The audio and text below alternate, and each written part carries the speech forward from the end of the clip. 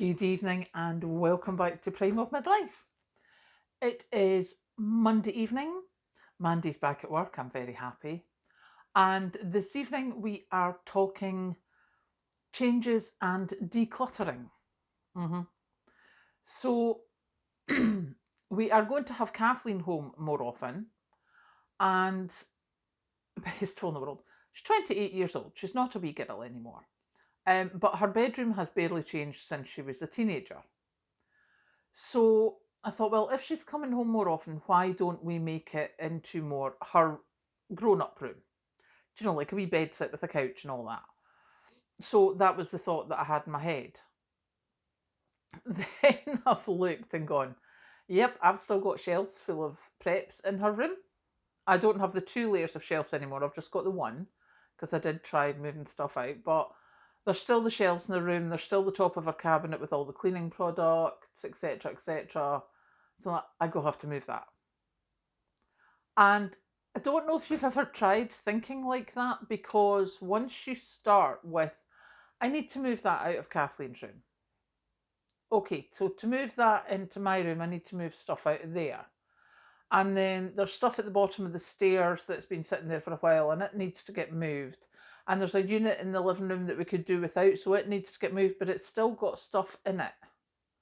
So I need to find somewhere to do that. So where am I going to put that? I've got another unit over there that I could do with decluttering. That would give me some space. So, having gone round in circles, I have decided that we're going to redo the house. Not anything big, just declutter the house, which, trust me, will be quite big enough. And I think there's going to be a lot of us doing that. I think there's going to be a lot of us with different generations moving into the houses. There's a lot of people who are struggling with mortgage rates, who are struggling with rent. Um, there's a lot of, although at the moment you're not supposed to be able to just evict anyone, there's a lot of landlords are really struggling with the overstretching on the budget for their mortgage if they've got more than one mortgage. So I think there could be quite a few people looking to move in with family members. So it'll be interesting to see how we all get on with that. And I know I've said that before, but I actually now need to properly think about it. So yeah, that's a bit of a thing. I would say the first thing to do is turn this place into a laundry and pick out the clothes that we don't use, or the bedding, or the old towels. Start with that, because then we don't need as much space to store them. And then we can work out what we're doing. So we shall be seeing what we can donate to charity shops or what needs to go to cash for clothes, etc.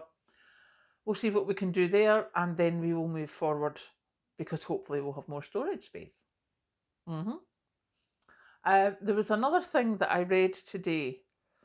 Seemingly the government have done a preparedness thing for the climate change, for the increase in heat. Remembering, they reminded me, because I remember talking about it last year, but London very nearly had a blackout last year. The government had to pay an extortionate amount to import electricity. And they're having problems, obviously, with the water. The farmers are not going to be doing as well if they're struggling for water.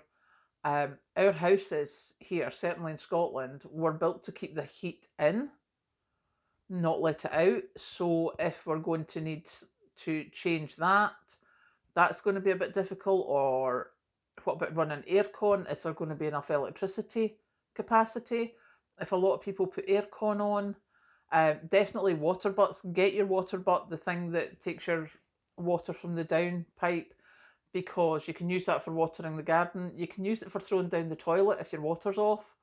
So yeah, definitely we want to be looking at that, because seemingly the government's looking to put in quite a few changes in the next 5 years, just to try and improve the resilience that we have here in the UK for extreme heat or extreme weather, possibly extreme cold as well. Um, So yeah, I think I'm going to be looking at that now that I've heard of this report, rather than in a couple of years' time when everyone's going like, oh my goodness, this is awful. I'd rather be prepared now. Um, so yeah, it's been quite a busy day for different things like that. Obviously, for everybody in Europe, in the States, anywhere with that heat, oh my goodness. Please take care of yourself. Please try and keep yourself cool. That is just, I have no words. I couldn't even imagine that sort of heat. I'm quite glad we're getting the cooler stuff.